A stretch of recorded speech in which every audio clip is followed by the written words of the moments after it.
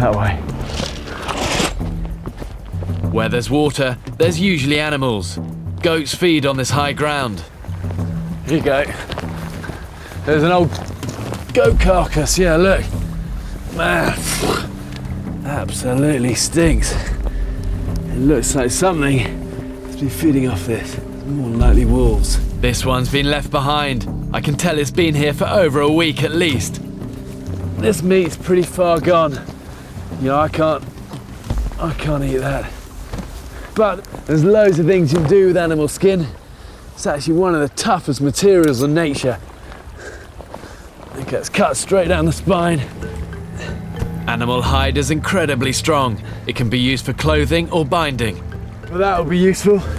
Keep that. And then also, look, see this fat here? Take that bit. There's loads of things I can use this for. Food, fuel. I'm going to take as much of this and find of it.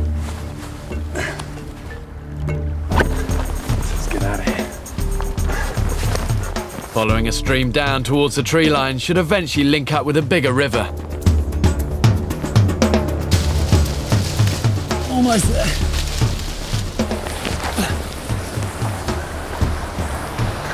Well, this is the river I've been hearing, and now I've found this, I really want to stick with it and follow it downstream.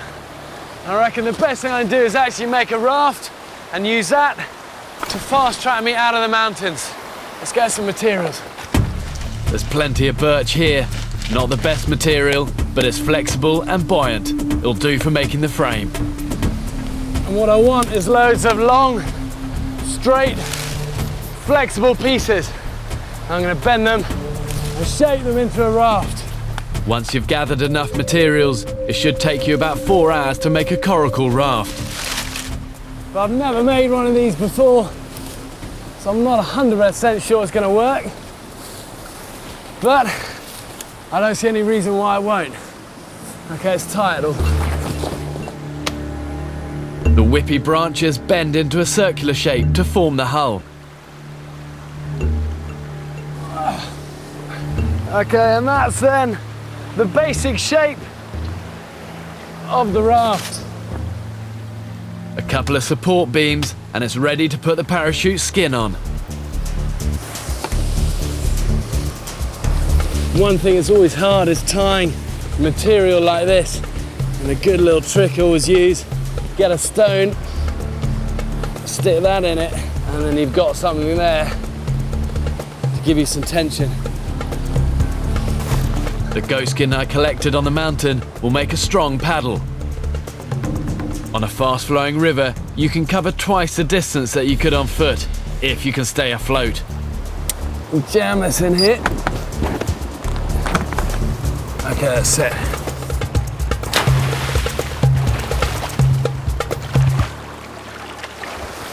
Well, this is floating all right.